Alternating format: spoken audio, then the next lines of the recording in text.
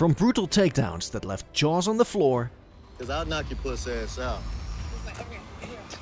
Oh, hey! to explosive arguments that turned physical in seconds.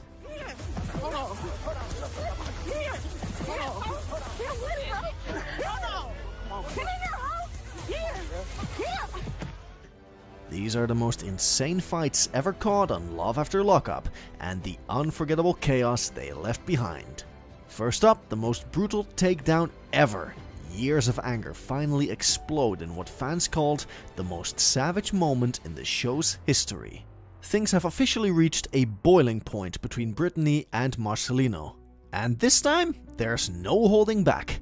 In a scene that had viewers' jaws on the floor, Brittany explodes in a fiery rage, calling out Marcelino for his lies, distance, and complete lack of effort in saving their relationship. It all starts with Brittany confronting Marcelino about his recent behavior, how distant he's been, how he's constantly on his phone, and how she's been feeling like a ghost in her own home. At first, Marcelino tries to stay calm, brushing it off and making excuses, but Brittany's not buying it. I haven't been keeping anything from you. Be careful. I am not in a good headspace right now. If you are gonna lie to me, get out of my face. What makes this moment even more intense is that Brittany's anger isn't just about one fight. It's years of tension, unspoken resentment, and emotional neglect exploding all at once. She's done being the only one fighting for their marriage. She's done walking on eggshells, and she lets him know loud and clear. Is there anything that you've been keeping from me? Anything from so I knew that you sent Amanda a pic. You were getting while I was laying in the bed waiting for you while you were in the shower? While Brittany was working to fix their marriage, Marcelino was in the shower sending a dick pic to another woman. The ultimate betrayal. Not just emotional cheating, but bold, shameless disrespect. Brittany found out, and it was game over. Fans were furious. Who does that to their wife? Marcelino just crossed a line he couldn't uncross. Have you cheated on me? No. No, you haven't. So you don't have a fake Instagram account, Mr. Meek Mill 45? How many times have you Serenity? Is that? Yeah, you little Barbie bitch. What the are you talking about? What am I talking about? Marcelino stands there, stunned, barely able to get a word in as Brittany tears into him with raw honesty. There's no sugarcoating, no filters, just the truth. Why am I back in every I am other 100% clueless about what you're talking about right now. Good. Then be clueless about why you need to pack get out of my house. Get out of my house. No, I got bags. Fans online lit up with support for Brittany, calling the scene one of the most powerful moments in the show's history. Some even praised her for standing up for herself after all the emotional toil. One fan wrote, "I love how she told him to take those shades off to talk to her." Another said, "She said, be careful. I felt this, all of this. I had to have a very serious conversation very similar to this before." But wait, it gets crazier. Two men show up for one woman, and what happens next had everyone's jaw on the floor. Tensions were already high, but no one expected this. In one of the most jaw-dropping moments in Love After Lockup history, Kevin delivers a punch that sends Curtis straight to the pavement. Literally. Oh, hey! Yeah, good night. It all goes down when both men show up to pick up Tiffany after her release. Kevin, thinking he's the main guy in Tiffany's life, rolls up confident and ready to reunite. But then, bam! Curtis appears, claiming he's the real one Tiffany's been talking to. The mood instantly shifts from awkward to explosive.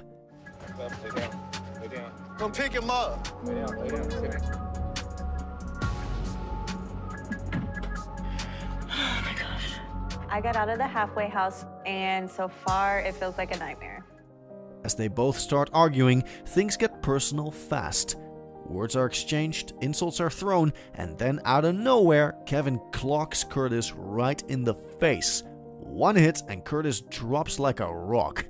Cameras capture it all, the swing, the fall, and the stunned reactions. They're talking to each other, and one thing just escalated to another, and this is not the kind of release day that I had imagined for myself.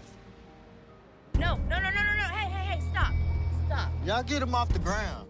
Tiffany stands there in shock, not knowing whether to be angry, impressed, or completely over it.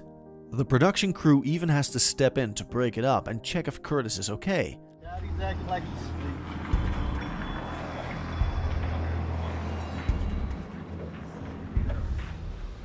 I'm done with Tiffany. I decided to just go on and take it back to the house and say both of them. Just forget about this, put it behind me. Fans went wild online with memes, reactions, and heated debates over who was in the wrong. Some say Kevin went too far and should have kept his cool. Others argue Curtis provoked it and got what was coming. Either way, the drama was real and unforgettable.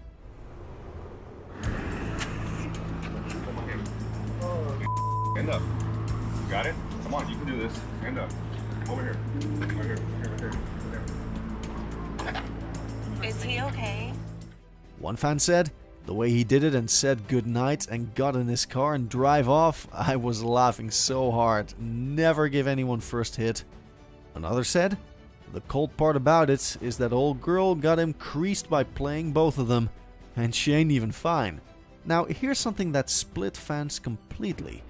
Megan seemed innocent at first, but then she did something that changed everything.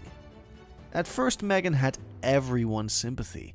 She was the sweet, loyal girlfriend who had no idea Michael was married with a child. But during that vacation scene, when she opened up to her male friend about Michael's baby mama, fans started seeing a different side. The whole purpose of this trip was to, like, clarify things between me So and what him. did you clarify? Like, I found out, like, you know, he's still married. The baby is his. I was just asking, I was like, are there other girls? Like, Instead of confronting Michael directly, Megan chose to vent to her friend. While sipping drinks and relaxing on what was supposed to be a romantic getaway, she casually dropped the bomb. She knows about Sarah. She knows Michael has a kid, and she's known for a while. But how much do you believe that? Who's to say he doesn't have another side piece? I mean, I really don't think he could have that much time to be dealing with different women. Her friend was visibly shocked, asking why she was even still there. And honestly, viewers were asking the same thing. But what really had people talking was the fact that Megan confided in another guy before addressing the issue with Michael. Was she trying to make Michael jealous? Was she emotionally cheating? Or was she just looking for support in a moment of confusion? Monday, Wednesday, Friday. On the weekend. She got Tuesday, Thursday. Like, for real. Megan is so infatuated with Michael just because this is her first kind of like real relationship. It's the starter kit set. To some fans, it felt like betrayal. She was still pretending everything was fine with Michael while telling another man intimate details about their problems. And let's not forget, she kept this all to herself for weeks. She let Michael act like everything was good while secretly stewing with the truth. Like, you have training bras, now you got D cups. You gonna keep wearing that training bra? Like, no. And I told him about Rock. How did that go? So, did Megan do Michael dirty? Maybe not with lies, but with silence and secrets. Instead of having an honest conversation, she aired his business to someone else first.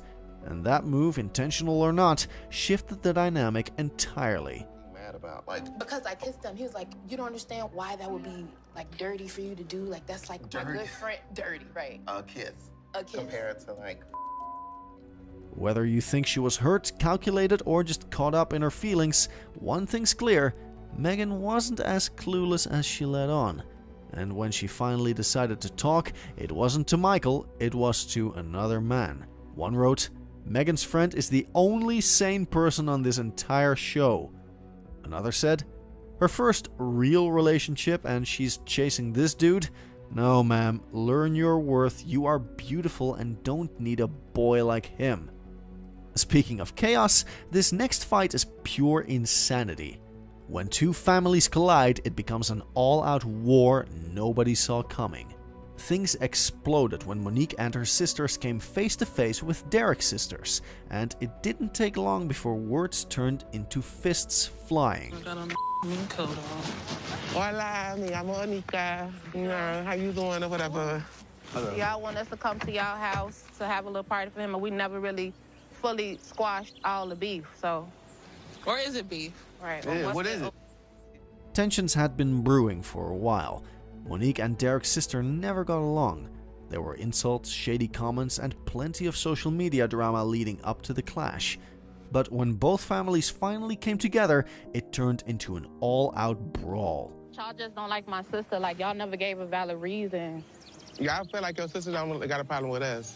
So, I mean, but what problem When do y'all think that... when we first met y'all, we first got out the car, you walked up and said, oh, I'm trying to check bitch's temperature. That started it right there. After there, I got on the internet saying a whole bunch of stuff. It started with shouting. Derek's sisters came in hot, accusing Monique of controlling Derek and calling her out for everything from her attitude to her looks. Monique's sisters weren't having it. The screaming match got louder, more personal, and then suddenly, someone swung first. Like you want to So that's how it started. But before he walked out of jail, you had already checked us first, right? Okay, so what's wrong with checking my... Oh, girl, come on. Y'all What can is come. From that moment, chaos took over. Hair was pulled, punches were thrown, and the camera crew could barely keep up. One of Monique's sisters went straight for Derek's sister, while the others tried to jump in and break it up. But it was on.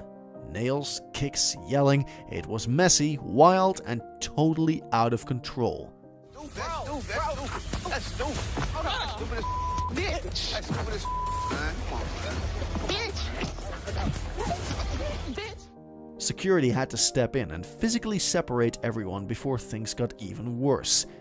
Derek, caught in the middle, looked helpless as his family and girlfriend's family went at each other like enemies in a street fight. Chill out, let's calm that out. Chill out. What's up? Get what they want. Get in the car, y'all. This is some weird ass, man. Bitch! Fans were shocked. Some said it was the most intense fight in Love After Lockup history. Others took sides, defending Monique or backing Derek's sisters, depending on whose version of loyalty they believed. This is weird. Where my phone? But one thing's for sure, after this fight, there's no pretending to play nice. The damage is done, trust is gone, and both sides are ready for war. This wasn't just a fight, it was the breaking point in a relationship already on the edge. And now, there's no turning back. One person wrote, "The way that first sister fell down and almost transformed into that tire sent me to the moon. She fell in slow motion." Another said, "At the end, Liz laid there like she watching cable, waiting on the kids to come home from school to grab the remote for her." Moving on to how a perfect birthday party turned into a complete disaster. What should have been sweet became one of the messiest exits ever. Michael arrived at his daughter's birthday party appearing calm and collected. For a moment, everything seemed picture perfect. He brought a gift, posed for a few photos, and smiled as he played the role of the devoted father. But beneath the surface, unresolved tension with Sarah was simmering, and it didn't take long for things to unravel. He don't have nothing to do with my kids. He really semi-irrelevant, but he can play goofy if he want to. I love you. Go get some position. Let me see her for a second. Okay. You get her right back. Okay. Though the day was supposed to be about their daughter, Sarah had clearly been holding in her frustration. She noticed that Michael barely interacted with the family, stayed mostly to himself, and seemed distracted the entire time. As the party wound down, Michael made his way toward the parking lot, ready to leave. That's when things exploded. Mike, why did you walk out? I'm finna go. I don't want no parts of that. Can you actually, if we're gonna have a conversation, why can't It's I your rebuttal? child's first birthday. Okay. You allowed it to not be about rain. It's about rain. Sarah followed him outside, unable to stay silent any longer. She was angry, emotional, and tired of the same cycle repeating. The quiet exit set her off, and a heated argument quickly took over the moment. Michael tried to explain himself, but Sarah was fed up. She called him out for not being consistently present in their daughter's life, and for only showing up when it was convenient. If you moving on or whatever, but to try it like that, it's about seeing the that you with. What about this little girl? Or if you care that much about her, where the you been? Right, Mom. Where the you been? Now when I push the button. The confrontation grew more intense with each passing second. Both were frustrated, talking over each other, their voices rising as onlookers watched from the doorway and parking lot. Sarah's emotions spilled out as years of resentment and disappointment surfaced all at once. I don't care about that. It's about you choosing today on her first birthday. You did. I already had it set up to where y'all would have known and met outside of her party. I didn't know you were coming until 3 minutes. I've been told you. Eventually, Michael had enough. Without another word, he got into his car and drove away, leaving Sarah standing in the parking lot, upset, hurt, and humiliated in front of family and guests. Done. Right. Don't contact me no more, bro. Just remember, you walked out because you can't grow the up. You a piece of bro.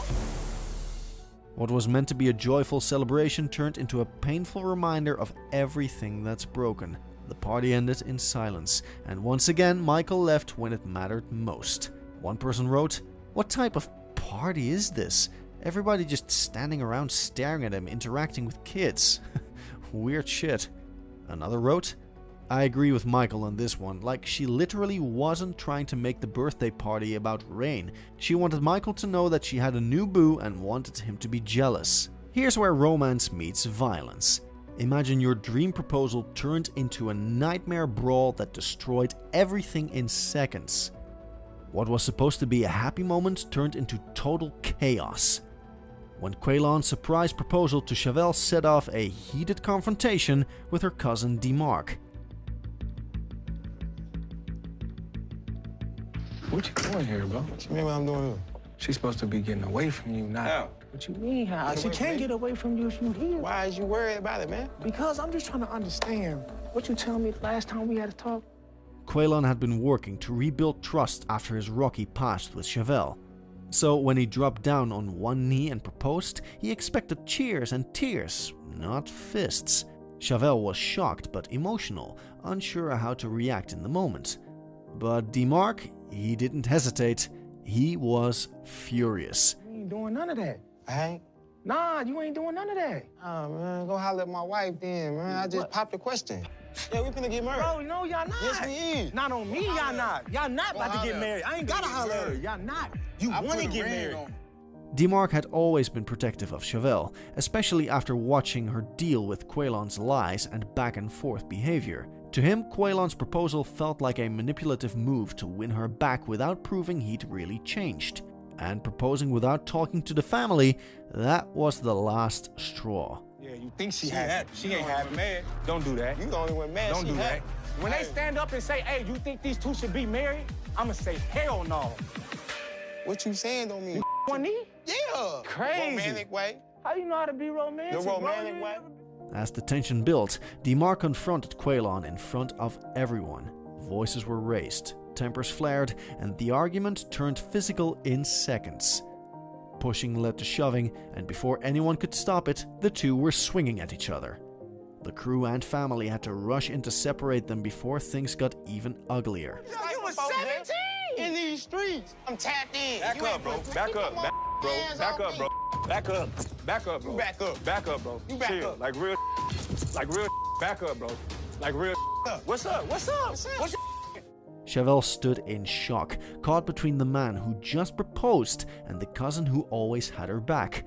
What should have been a romantic, life-changing moment instantly became one of the most explosive scenes in Love After Lockup history. What you saying? You ain't saying nothing. I'm out here. It's here. I'm out. Y'all are grown for this. Cut all these cameras now. little ass boy? I even go in the room. Because this is not cool. This is over. Fans were divided. Some said DeMarc was just protecting his family, while others felt he overreacted and ruined the moment. Either way, the damage was done. What started as a proposal ended in a fistfight, leaving Chevelle with more confusion than clarity. One wrote, "LMFAO, this was pure comedy. He did the math and basically said he was a jail booty warrior." Next up, the friendship betrayal nobody saw coming. Best friends for years until one secret turned them into bitter enemies. What started as a fun night quickly spiraled into chaos when Amber and Puppy's longtime friendship took a shocking turn right in the middle of Amber's party. The drinks were flowing, the music was loud, but behind the laughter, serious tension was building. Friends laughed, danced, and caught up with each other, completely unaware of the emotional storm brewing beneath the surface. Amber tried to keep things light, but Puppy could sense something was off from the start. You were mad then. You were mad then. Oh, really? You good now? Yeah, You we're good. We're good. All right. Buns are over there. Condiments are in the refrigerator. I don't know if you guys know this yet or not, but you know we're gonna be like BFFs, right? For real. Puppy showed up expecting a normal night with friends, but everything changed when she found out that Amber had been in contact with her fiancé's ex-wife behind her back. The betrayal cut deep. For Puppy, this wasn't just drama, it felt personal. She saw it as a violation of trust, especially coming from someone who knew her history, her struggles, and her loyalty. To her, this wasn't just a mistake, it was a choice Amber made knowing how much it would hurt. The fact that Amber didn't mention it earlier made it feel even more sneaky and disrespectful. I don't get it. It's not my life. This is your guys' that I brought in because I care about you. Because I care about you. Hell, when you called her, calling her. No, that's your guys' every day. It doesn't matter. No, after I ask you. Amber tried to defend herself, saying she had her reasons and that it wasn't what Puppy thought. But Puppy wasn't hearing it. The more Amber explained, the angrier Puppy got. The argument escalated quickly, turning emotional and explosive in front of stunned guests. Years of buried resentment, secrets, and miscommunication finally boiled over. This wasn't just about the ex-wife, it was about everything that had gone unsaid between them for so long. When you're in front of him, when it's me and you, it's not you and him. It's how we you over. You're up. You're over there. You cried to me and her all damn last night, and I cried with you, bitch, because you're miserable. You're not in your own damn person. You're not in your own person. And I asked her. You called that you and him. Voices were raised, fingers were pointed, and then things got physical. Pushing, grabbing, yelling, the entire party froze as two women who had been through everything together were now on the verge of tearing each other apart. No one expected the night to end like this. You're right. I am for you. No. This is gonna go back, because I'm gonna blast your ass on what the he does to you, how he does you, how you're not how you are. Hey, Fans were heartbroken watching it unfold. Many sided with Puppy, feeling Amber crossed a serious line. Others felt Puppy overreacted and needed to hear Amber out. One wrote, "Amber isn't lying, she is always crying and sad while talking about her married dude." Finally, the ultimate showdown.